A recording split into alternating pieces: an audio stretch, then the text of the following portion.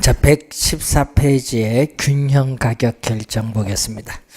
자, 균형 가격 결정을 보시면은, 자, 우선, 이제 균형 가격 결정은 이제 수요 공급을 배웠기 때문에 우선 시장에서의 부동산을 사고자 하는 수요와 부동산을 팔고자 하는 공급이 나타나겠죠. 그래서 이렇게 주어졌습니다. 자, 이때 이것은 거래량, 횡축은 거래량 또는 수요 공급량을 줄여서 수급량이라고 하는데, 자, 가격이 상당히 높다.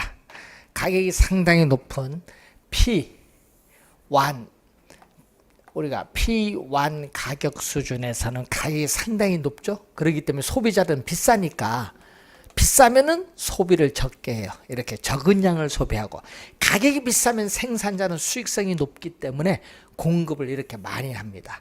그럼 이 공급량에서 이 수요량을 뺀 이 크기, 이 공급량에서 수요량을 뺀 이 크기만큼 공급량이 더 많아지는데, 이걸 뭐죠? 수요량보다 공급량이 더 많은 상태를 우리는 초과 공급이라고 해요. 초과 공급. 자, 이 초과 공급일 때는 P1 가격 수준에서 이 수요량과 공급량, 자, P1 가격 수준에서 수요량과 공급량을 비교하면 어디가 많다? 공급량이 더 많다는 거죠. 자, 이럴 때는 이 초과 공급일 때는 기업의 입장에서 보면은 재고입니다. 이 재고기 때문에 재고를 줄이기 위해서는 공급자 간의 경쟁에서 가격은 하락을 하죠. 자, 그리고 가격이 상당히 낮은 수준 P1에 있다. 자, 가격이 우리가 상당히 낮은 수준 P1에 있을 때는, 또 P2에 있을 때는 가격이 낮으니까 생산자 입장에서는 수익성이 적어요. 그래서 어떻게 돼요? 이렇게 공급량은 적고 가격이 싸니까 소비자들은 수요량을 이렇게 많이 했어요.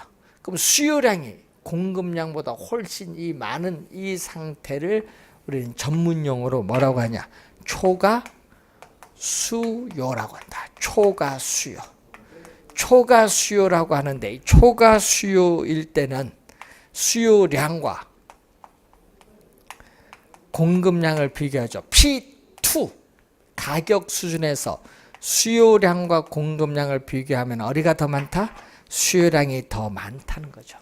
그럼 이때는 우리는 수요량이 많으니까 적은 양의 상품을 소비하기 위해서는 수요자 간의 경쟁에 의해서 가격이 점점 뭐한다? 상승을 하죠. 그래서 높은 가격을 지불할 수 있는 사람이 그 상품을 차지해서 소비를 하게 돼요. 그래서 초과 수요일 때 가격이 이렇게 상승을 합니다. 자, 그러면은 초과 공급일 때는 가격이 하락을 하고 초과 수요일 때는 가격이 상승을 합니다. 자, 이 경우에 수요 곡선과 공급 곡선이 뭐 하는 점? 수요 곡선과 공급 곡선이 교차하는 점을 E라고 하는데, 자, 이 수요 곡선과 공급 곡선이 교차하는 이 점이 바로 우리는 균형 또는 균형점이라고 하죠. 이 균형 상태에서 형성되는 이 가격, 자, 균형 상태에서 형성되는 가격을 P2라고 하고, 균형 상태에서 형성되는 가격 거래량을 Q2라고 하는데, 자, 이 균형 상태에서 형성되는 이 가격을 우리는 전문용어로 균형 가격 또는 시장에서의 초과 공급과 초과 수요를 없애주는 가격이라는 의미에서 시장 청산 가격, 줄여서 시장 가격이라고 하죠. 자, 그럼 이 균형 상태에서 형성되는 이 QE, 수요량과 공급량, 균형 상태에서 형성되는 이 수요량과 공급량을 우리는 균형 거래량이란 말을 쓰죠. 균형 거래량 또는 균형 수급량인데, 이 균형 거래량 수준에서는 수요량 QD와 공급량 QS가 서로 같다. 이 균형 거래량 수준에서 균형 거래량 수준에서 수요량과 공급량이 서로 같다. 자, 수요량과 공급량이 서로 같다는 내용이죠. 자, 이걸 이용한 계산 문제가 또 자주 나오기 때문에 이건 꼭 기억해 두셔야 되겠습니다. 균형 거래량 수준에서의 수요량과 공급량이 같기 때문에 이 균형 상태에서는 그러면 초과 공급도 없고, 균형 상태에서는 초과 공급도 없고 초과 수요도 없다. 그래서 균형 상태에서는 초과 공급도 없고 초과 수요도 없는 상태죠. 자, 이 균형 가격의 결정 원리를 우리가 여러분 교재에서 우선 확인해 보시면 되겠고, 자, 116페이지 보시면은 우리가 균형점에 있어서의 이동이 나오는데, 이 균형점의 이동이 또 우리가 시험 문제에 자주 출제를 또 하죠. 자, 올해도 출제 예상되는 부분이거든요. 그래서 균형점의 이동을 잘 보는데, 자, 우선은 이 균형 상태, 이 최초의 균형 상태죠. 그래서 항상 이걸 잘 보아야 됩니다. 자, 우리 그림에서 보면은 항상 수요 곡선이 주어졌죠. 공급 곡선이 주어졌는데, 이 수요 곡선과 공급 곡선이 교차하는 점에서 균형이 형성되는데, 이 점이 우리는 바로 뭐가 된다? 이 점이 최초의 균형이다. 최초의 균형. 자, 그럼 이 균형 상태에서 우리는 예를 들어서 공급은 변화가 없어. 균형 상태, 최초의 균형 상태에서 공급은 변화가 없는데 수요가 변하는 거죠. 수요만 증가하는 경우. 자, 공급은 변화가 없는데 수요만 증가하는 경우는 어떻게 돼요? 수요만 증가하는 경우는 우리가 균형 가격이 어떻게 돼? 상승합니다. 이 최초의 균형 상태. 자, 이 최초의 이 균형 상태 요거죠. 균형 상태의 균형 가격, 균형 거래량인데 이 균형 가격보다 상승합니다. 수요가 증가하면은 이거 최초의 균형 상태보다 균형 가격은 뭐한다? 상승을 한다. 최초의 균형 상태보다 균형 가격은 우리가 상승을 한다는 거죠. 균형 가격은 상승한다. 자, 그리고 또 수요는 우리가 또 공급은 변화가 없는데, 이 공급은 변화가 없는데 또 수요만 감소하는 경우 있죠. 수요만 감소하는 경우도 우리는 균형 가격, 최초의 균형 상태와 비교하면은 균형 가격은 또 하락을 합니다. 자, 반대로 이번은 수요는 변화가 없는데 공급만 우리가 감소하는 경우, 공급만 감소하는 경우도 균형 가격은 상승해요. 또 수요는 변화가 없는데 공급이 증가하는 경우는 이전보다 균형 가격이 또 하락을 하죠. 그러면 이제 반대로 수요가 증가하고 동시에 공급이 감소하여도 균형 가격은 항상 상승하고, 또 수요가 감소하고 동시에 공급이 증가해도 균형 가격은 항상 하락합니다. 이걸 우선 기본적으로 이해를 하는 상태에서 우리가 문제 지문을 잘 생각하시면은 우리가 거의 모든 문제는 다 풀 수가 있는 내용입니다. 그래서 여러분 시험 문제 나면 이 그래프를 그려보는 연습을 하는 게 좋습니다. 자, 119페이지에 있어서 수요 공급 중 어느 한쪽이 완전 비탄력적이거나 탄력적인 경우를 보는 거죠. 자, 이런 경우를 얘기하는 거죠. 자, 무슨 얘기냐? 자, 예를 들어서 공급 곡선이 수직선이다. 자, 공급 곡선이 수직선일 때는 뭐죠? 완전 비탄력적이다. 자, 완전 비탄력적인 수직선일 때는 공급이 지금 어떻게 돼요? 고정되어 있다. 공급이 고정되어 변화가 없는데, 자, 이럴 경우에 수요 곡선은 우하향하죠. 최초의 균형 상태에서 균형 가격과 거래량이 주어졌죠. 자, 이때 수요가 증가하면 어떻게 돼요? 자, 이때 수요 곡선이 우측으로 이렇게 이동을 했을 때 새로운 균형점에서 균형 가격은 뭐한다? 상승하고 균형 거래량은 불변입니다. 그래서 완전 비탄력적일 때는, 완전 비탄력적이 주어지면은 균형 거래량은 불변이다. 완전 비탄력적이다. 수직선일 때는 공급량 자체 고정이 됐기 때문에 균형 거래량은 변화가 없다라는 거. 균형 거래량은 변화가 없다. 자, 그런데 이런 경우는 어떻게 돼요? 이번은 가격이 주어졌는데, 이번은 공급 곡선이 수평선이다. 완전 탄력적. 자, 완전 탄력적인 수평선이다. 자, 이렇게 수요 곡선이 주어지면 이게 바로 균형입니다.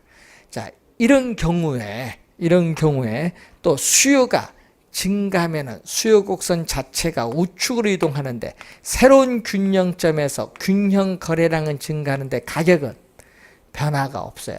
그래서 또 우리가 완전 탄력적인 경우에는 뭐가? 완전 탄력적인 경우에는 균형 가격은 변하지 않는다. 불변. 자, 또 완전 탄력적인 경우에는 균형 가격은 변하지 않는다. 꼭 기억해야 됩니다. 수직선일 때는 균형 거래량이 불변, 수평선일 때는 균형 가격이 불변. 시험 문제 16회 시험에도 한번 출제했고요.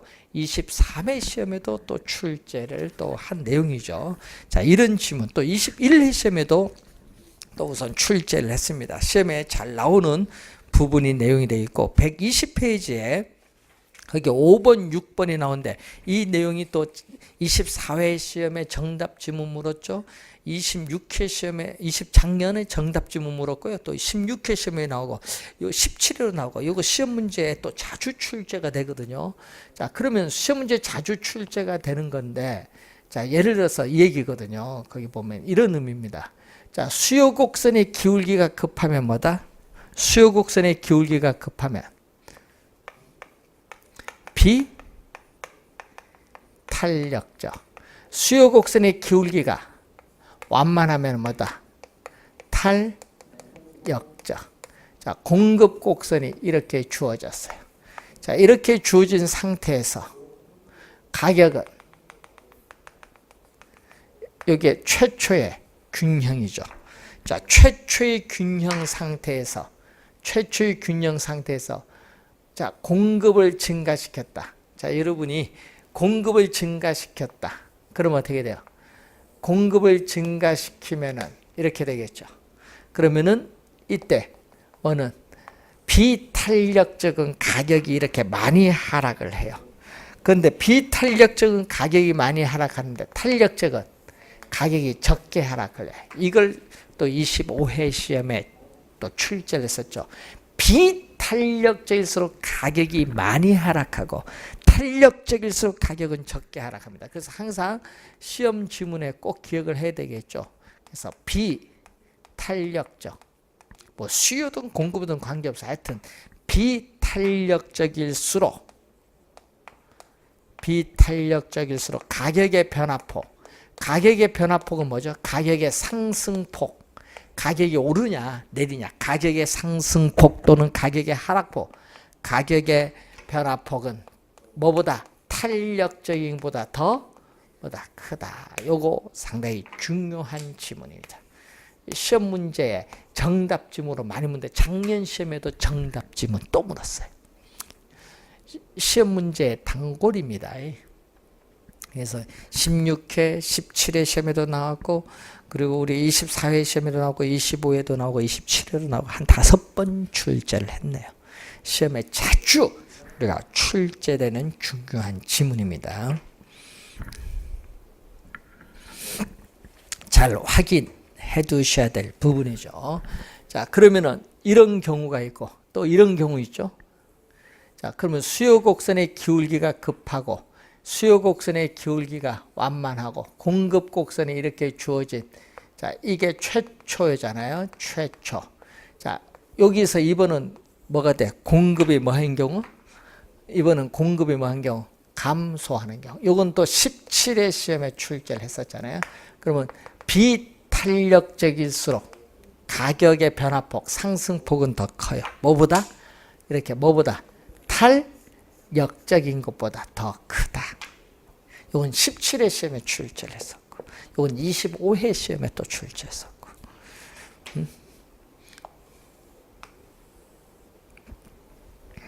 자, 그러면은 우선은 이번은 얘기죠. 공급 곡선의 기울기가 급하면 뭐죠?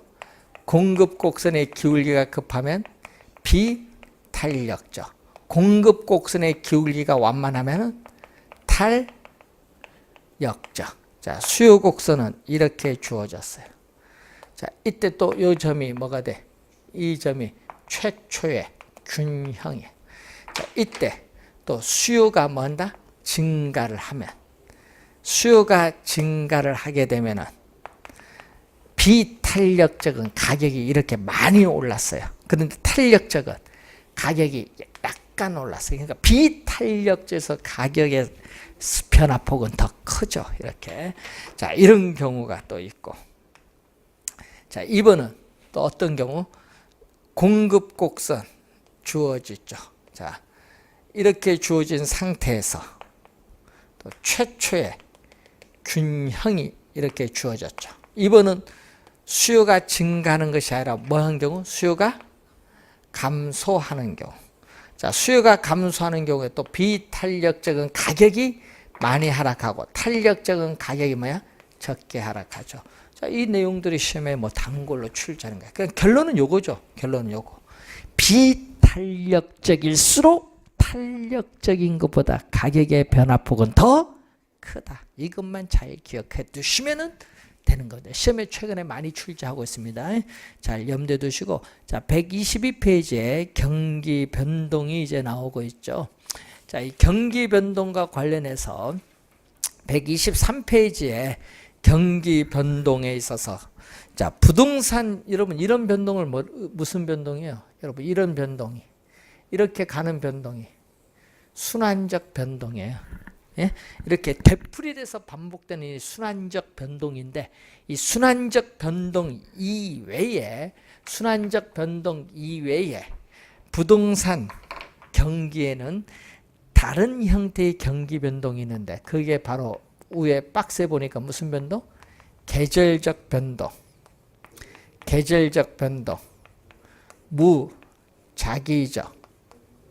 무작위적 또는 불규칙, 우발적 변동이 있어요. 자, 박스에 보면 나와 있죠. 자, 박스에 보면 계절적 변동, 무작위적, 불규칙, 우발적 변동이 나오는데, 또 요거 말고 또 뭐가 있어요? 장기적인 변동이 있겠죠. 자, 계절적 변동은 뭐냐? 이 계절이 가지고 있는 속성에 의해서 나타나죠. 그래서 1년을 단위로 했을 때 봄, 여름, 가을, 겨울이 있어요. 자, 1년을 단위로 했을 때 계절에 따라 정기적으로 나타나는 경기 변동입니다. 자, 여러분 시험 문제 제일 많이 나온 게 이거거든요. 대학가 방학 기간 동안에 대학가 인근의 원룸 주택 공실률이 증가한다. 이걸 매해 발생하는 계절적 변동. 그리고 또 겨울철에는 땅이 얼기 때문에 건축 경기가 둔화되는데, 이것도 매해 발생하는 계절적 변동. 자, 여기서 무작위적 변동은 뭐예요? 그럼 무작위적 변동은 예기치 못한 사태. 자, 지진이나 홍수 등의 자연재해, 정부의 급격한 부동산 정책에 있어서의 변화라든지, 자, 그리고 또 정쟁, 혁명, 폭동 등의 사회적 혼란 등이 있습니다. 자, 이러한 무작위적 변동이죠. 그래서 예기치 못한 사태입니다. 예기치 못한 사태로 인해서 나타나는 비순환적인, 비주기적인 경기 변동을 무작위적 변동. 자, 2년 전 26회 시험에도 출제를 했는데, 요 두 개가 시험에 한 4번 정도 출제가 됐거든요. 자주 출제가 되는 지문입니다. 확인해 두시면 되겠고, 자, 장기적 변동은 어떤 지역이 재개발될 때 나타나는 추세적 변동인데, 이 두 개를 잘 기억해 두시면 돼요. 자, 그러면 경기 변동을 측정하는 지표가 있죠. 자, 경기 변동을 측정하는 지표를 보게 되면 자, 뭐 26회 시험에도 나왔는데 측정 지표는 간단하게 보시면 우리가 주요 지표인 실물 변수가 있고 보조 지표인 화폐로 표시된 명목 변수가 있어요. 자, 이 실물 변수에는 이 공급을 나타내는 지표도 있지만은 이 수요를 나타내는 지표도 있어요. 수요를 나타내는 우리가 지표도 있다. 자, 이때 공급 지표에는 뭐가 있어요? 건축량의 파악이죠. 자, 건축량의 파악이 중요한데 특히 이 건축량 파악 중에서도 이 선행 지표인 건축 허가량이죠. 자, 여러분 신축이나 증축 등의 허가 면적을 알면은 앞으로 미래에 건축 경기가 어떻게 변동할 것인가를 예측할 수 있기 때문에 중요한 지표가 돼요. 그런데 이 건축 허가량을 파악을 할 때는 현재 시장에서의 미분양 상태의 재고량이 증가하느냐 감소하느냐 증감에 유의해서 파악을 해야 됩니다. 자, 그럼 동행지표로서 건축 착공에 허가를 받고 또 착공 신고를 통해서 착공을 해야 되니까 건축에 있어서의 착공량 이 두 가지는 자료 수집이 용이하기 때문에 많이 활용하는 지표예요. 자, 수요 지표로서는 거래량인데 자, 여러분 주택 거래량이 일반적이죠. 주택 거래량이 많으면 일반적으로 호경기, 주택 거래량이 적으면 일반적으로 불경기라고 볼 수 있어요. 그럼 거래량이 많은지 적은지를 알려면 뭐죠? 부동산 등기소에 가서 뭐를 보면 돼? 등기 신청 건수, 등기 실적을 본다든지 또 부동산 취득세, 납부 실적을 보면 돼요. 자, 그리고 조성된 택지의 분양 실적. 자, 조성된 택지의 분양이 활발하면 일반적으로 호경기, 조성된 택지 분양이 저조하면 일반적으로 불경기라고 볼 수 있죠. 자, 화폐로 표시된 명목 변수로서 부동산 가격이 있어요. 자, 실제 건축량 생산과 무관하게 부동산 가격이 단지 오른다고 해서 부동산 경기가 좋다고 말하는 것은 잘못된 개념이에요. 잘못된 개념. 왜냐? 예? 여러분이 부동산 투기에서 일시적으로 가격이 오를 수도 있고 또 건축비의 상승으로 인해서 건축물 가격이 오를 수도 있기 때문에 이 실제 건축량의 생산과 무관하게 단지 부동산 가격만 오른다고 해서 경기 좋다고 말하는 것은 틀린 개념이다. 자, 그리고 임대료가 있는데 그래서 여러분이 이 화폐로 표시된 명목 변수에서 3대 지표가 건축량, 거래량, 부동산 가격이죠. 이 하나하나의 이러한 단순 지표를 종합적으로 측정해서 판단하는 것이 바람직하다는 거죠. 자, 측정 지표고 보고. 자, 다음은 부동산 경기 변동의 특징이 나오죠. 자, 부동산 경기 변동의 특징.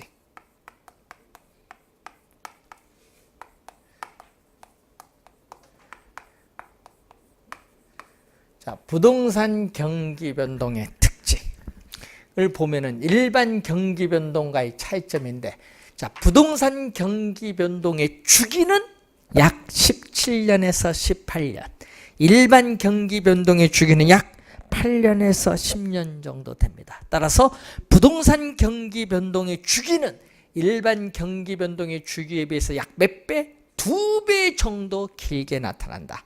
그리고 작년 시험에 출제된 게 변동의 진폭이죠. 자, 이런 의미겠죠. 자, 이게 정점과 저점입니다. 이 정점과 이 저점 사이의 이 길이를 진폭이라고 해요. 진폭. 자, 그러면은 이 정점과 저점 사이인데 부동산 경기는 호경기의 가격의 상승폭이 크기 때문에 일반 경기보다 정점은 더 높고, 불경기는 또 가격의 하락폭이 크기 때문에 일반 경기보다 저점은 더 커요. 따라서 부동산 경기 변동의 진폭은, 이렇게 부동산 경기 변동의 진폭은 일반 경기 변동의 진폭보다 크다. 여러분 26회 시험에는 작다로 출제해서 크다. 부동산 경기 변동의 진폭은 일반 경기 변동의 진폭보다 크다. 자, 그리고 변동에 있어서 부동산 경기는 전체적으로 볼 때 일반 경기에 시간적으로 뒤지는 경향이 있다. 후행하는 경향이 있는데 경우에 따라서는 일반 경기와 병행할 수도 있고 일반 경기와 서로 반대 방향 역행할 수도 있고 또 일반 경기와 일반 경기에 앞서서 선행할 수도 있고 각각 독립적으로 나타날 수도 있고 또 한 나라 안에서 도시에 따라 부동산 경기 변동의 양상은 다릅니다. 서울, 부산 다릅니다. 또 한 도시 내 지역에 따라서도 부동산 경기 변동의 양상은 다릅니다. 자, 서울의 강남, 강북 다릅니다. 예? 그런 것을 보시면 되겠고 또 부동산 경기에서의 주기의 순환 국면은 불분명하고 일정하지가 않다. 한 3번 출제했었죠.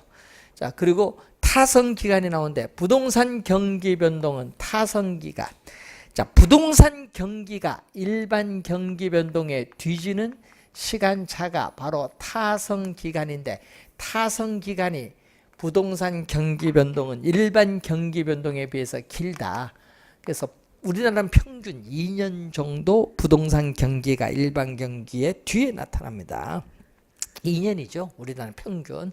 그래서 이 타성의 작용, 즉 부동산 경기 변동이 일반 경기 변동에 대응하여 민감하게 반응하지 못하는 타성의 작용 때문에 전체적으로 볼 때 부동산 경기는 일반 경기에 시간적으로 뒤지는 경향이 나타나는데 그 이유는 바로 착공에서 완공에 이르기까지 시간이 오래 걸리기 때문에 그렇다, 이런 얘기죠. 자, 변동의 대칭성을 보면 이런 얘기죠. 자, 변동의 대칭성을 보게 되면은 이런 형태가 나옵니다.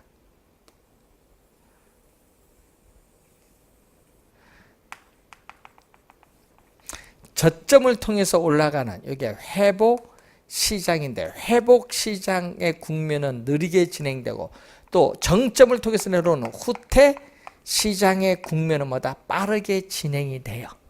그렇기 때문에 이렇게 우경사 좌우 비대칭 구조, 우경사 비대칭의 구조가 나타나고요. 자, 이런 변동이 되풀이돼서 반복되는 이런 변동을 무슨 변동?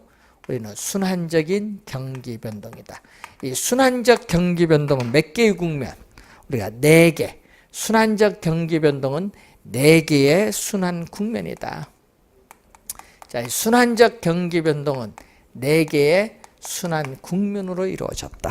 4개의 순환 국면으로 우리가 이루어졌다는 그러한 내용이 되겠습니다. 4개의 순환 국면.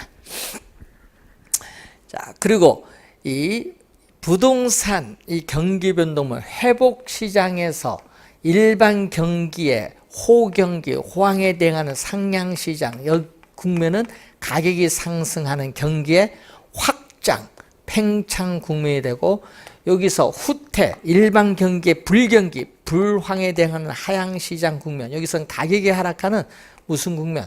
수축 국면, 이렇게 우리가 보시면 되겠는데 문제는 이렇게 4개의 순환 국면이 나타나요. 근데 안정시장은, 여러분 안정시장은 이 부동산 경기의 순환 국면, 안정시장은 부동산 경기의 순환 국면에 의해서 분류되는 시장은 아닙니다. 그렇지만은 일반 상품 시장에는 존재하지 않고 부동산 시장에만 존재하는 고유 시장이 무슨 시장? 안정 시장이라는 거죠. 자, 그러면은 자, 우선 하향 시장에서는 후퇴 시장이 지속적으로 하강해가는 국면의 시장으로서 부동산 가격은 계속적으로 하락하고 부동산 거래는 특수한 거래 이외의 거래는 거의 일어나지 않습니다. 또 하향 시장 국면에서는 경기 불황에 약한 규모가 큰 주택, 호화주택은 가격 하락폭이 크기 때문에 특히 타격이 크게 나타나는데 최근의 시험은 이걸 많이 출제합니다. 과거의 거래 사례 가격은 현재 시점 새로운 거래 사례에 있어서 위에 있으니까 뭐죠? 상한선, 이게 중요해요. 상한선 밑줄, 상한선이 되겠고 또 하향시장 후퇴시장에서는 뭐죠? 가격이 하락을 하기 때문에 매도자는 부동산을 빨리 매각을 하려고 하는데 매수자는 거래를 뒤로 미루려고 하다 보니까 부동산 중개 전문 활동에서는 뭐가 중시된다? 매수자가 중시되는 시장이 형성된다. 매수자가 중시되는 시장이 형성된다는 내용이 되겠죠. 그러다가 이 바닥을 통해서, 그럼 하향시장에서 뭐죠? 공실률은 최대가 되고 건축 허가 신청 건수는 당연히 최소가 되겠죠. 그래서 가격이 하락하다가 바닥을 통해서 다시 상승하는 국면은 회복시장으로 접어듭니다. 회복시장 국면에서는 공실률, 공가율은 감소하고 건축 허가 신청 건수는 증가하고 건축 자재 수요도 증가하고 고객이 중개업소를 찾는 빈도도 이전보다 많아지기 시작합니다. 자, 그래서 회복시장에서는 가격이 서서히 오르잖아요. 그렇기 때문에 부동산에 대한 투기적 요소가 개입되기 쉬운 국면의 시장이 회복시장의 국면이다. 그래서 회복시장에서는 또 과거의 거래 사례 가격은 현재 시점 새로운 거래 사례에 있어서의 자 밑줄 기준 가격 또는 저점에 있을 때는 하한선입니다. 기준 가격 또는 하한선 밑줄 그으면 되겠죠. 자, 그리고 회복시장에서 가격이 점점 올라서 가격이 지속적으로 상승하는 상향시장에 이르게 되면 상향시장 시계열상 마지막 부분에서는 후퇴시장으로 넘어갈 가능성이 내포되죠. 후퇴시장 전 국면 단계 시장으로서 우리는 상향시장에서는 공실률은 최소가 되고 건축 허가 신청 건수는 최대가 돼요. 그리고 부동산에 대한 거래가 활발하게 이루어지는 시장이 상향시장으로서 여기는 가격이 오르기 때문에 매도자는 거래를 뒤로 미루려고 하고 매수자는 거래를 앞당기려고 하다 보니까 뭐가 중시된다?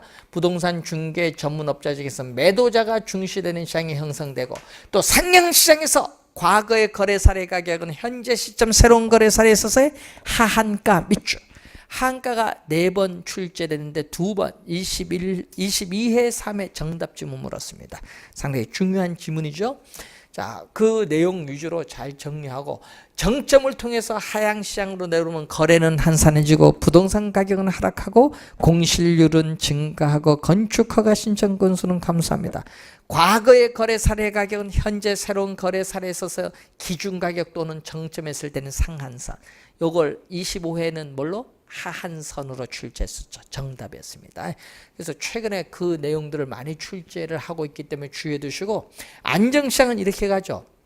이렇게 부동산 가격이 이렇게 안정적이거나 가벼운 상승을 가져오는 국면의 시장이 안정시장이기 때문에 현재 과거의 거래 사례 가격은 현재 새로운 거래 사례에 있어서 안정적으로 오기 때문에 자 밑줄 신뢰할 수 있는 거래의 기준이 돼. 신뢰할 수 있는 거래의 기준이 되고요. 그래서 안정시장에서는 경기 불황에 강한 규모가 작은 주택, 위치가 좋은 주택, 역세권 내 소규모 점포는 상대적으로 가격이 안정되어 있기 때문에 유리하지만은 호황에 이르러서는 오히려 상승폭이 작기 때문에 불리할 수도 있습니다. 안정시장에 대한 내용이죠. 자, 올해 시험에 순환적 변동에서 정답을 물을 가능성이 상당히 높아요. 그래서 순환적 변동을 잘 공부를 해 두셔야 돼요. 올해 시험에. 자, 그런 내용을 우선 확인을 좀 해 두시면 되겠습니다. 원래 경기 변동에 한 문제 출제 예상이 되거든요. 그래서 잘 확인을 좀 우선 해 두시기 바라고. 자, 다음은 거미집 이론이죠.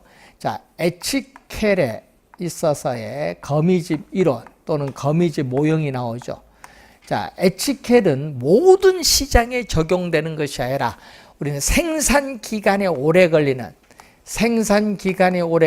농축산물 시장이나 건축물 시장에 적용한다. 자, 우리는 생산 기간에 오래 걸린다. 그래서 특히 생산 기간이 뭐다? 장기간 소요되는 생산 기간이 장기간 소요되는 농축산물 시장이나 건축물 시장의 불균형, 이런 불균형은 수요량과 공급량이 같지 않은 거죠. 이 불균형 상태를 뭐죠? 수요량과 공급량이 같은 뭘로? 균형 상태로 뭐 하는 거죠? 조정되는 과정을 무슨 측면? 시간이 경과함에 따라 어떻게 변동하고, 그러니까 시간의 경과함에 따라 어떻게 변동하는가를 분석하는 것을 동태적 분석인데, 동태적으로 분석을 하게 되죠. 그래서 가정을 보게 되면은 2017년도의 수요량은 2017년도 금기의 가격에 영향을 받아요. 근데 2017년도의 공급량은 전기 2016년도의 가격에 영향을 받죠. 왜 그러냐? 바로 생산 기간이 장기다 보니까 공급에 뭐가 있다? 시차가 존재하기 때문에 그렇습니다.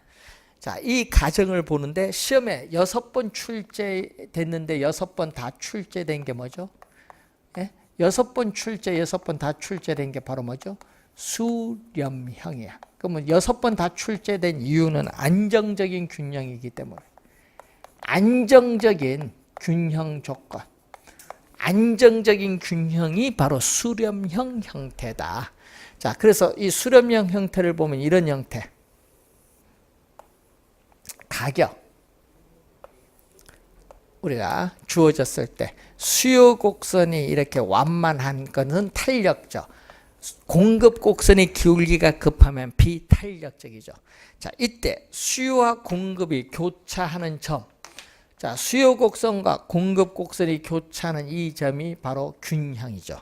균형인데 이 점이 불균형이야. 그래서 이 불균형이 시간이 경과함에 따라 점점 균형으로 접근해 들어가는 이게 바로 수렴형이죠. 자, 그럼 수렴형 형태일 때는 수요 곡선의 기울기의 절대값. 이 수요 곡선의 기울기가 마이너스니까 절대값을 씌워줘서 플러스로 만들어준 거예요. 수요 곡선의 기울기의 절대값과 공급 곡선의 기울기의 절대값을 비교하면 어디가 크다? 당연히 공급 곡선이 크다. 작년에는 기울기로 출제했습니다. 근데 탄력성을 보면 어떻게 돼요? 수요의 가격 탄력성은 어떻게 돼? 탄력적일 때는 어떻게 돼요? 수요가 탄력적일 때는 가격 탄력성의 값이 1보다 커요. 공급은 비탄력적이니까 탄력성의 값은 0과 1 사이이기 때문에 어디가 크다? 공급의 가격 탄력성보다 어디가 크다? 수요의 가격 탄력성이 크죠. 공급의 가격 탄력성보다 수요의 가격 탄력성이 큰데 문제는 이 기울기와 탄력성은 서로 어떤 관계? 역관계에 있기 때문에 부동 방향은 바뀐다. 이 내용입니다. 자, 수렴형이고 발사는 여러분 공부할 때는 요거 하나만 잘 기억하면 돼. 어느 거? 요것만. 그리고 탄력성은 요거 반대. 탄력성과 기울기는 역관계이기 때문에 부동 방향 반대. 그리고 발사는 수렴형과 반대. 여러분 발사는 뭐와 반대? 수렴형과 반대. 그래서 뭐죠? 발산형은 불안정적인 균형. 여기는 불안정적인 균형이다. 예, 발산형은 수렴형은 안정적인 균형이고 발산형은 불안정적인 균형을 말한다. 자, 이때 이런 의미겠죠. 수요 곡선의 기울기는 급하고 공급 곡선의 기울기는 이렇게 완만합니다. 자, 그럼 이 점이 균형인데 균형으로 안 간다는 얘기죠. 자, 이 불균형이 시간의 경과함에 따라 점점 어떻게 돼? 이렇게 밖으로 빠져나가는 거예요. 이게 발산형을 의미하죠. 자, 그래서 발산형일 때는 수요 곡선의 기울기의 절대값과 공급 곡선의 기울기의 절대값을 비교했더니 어디가 크다? 여기는 수요 곡선이 크죠. 요거와 반대. 자, 그럼 탄력성은 공급이 탄력적이잖아요. 그러면 수요의 가격 탄력성과 공급의 가격 탄력성을 얘기하면은 공급이 탄력적이니까 1보다 크고 수요는 비탄력적이니까 0과 1 사이 값이니까 어떻게 돼? 이렇게 되죠. 그럼 요거와 반대. 기울기 탄력성 역관계. 그럼 요 두 수식은 뭐와? 두 수식 요것의 반대. 그러니까 뭐만 잘 기억하면 돼?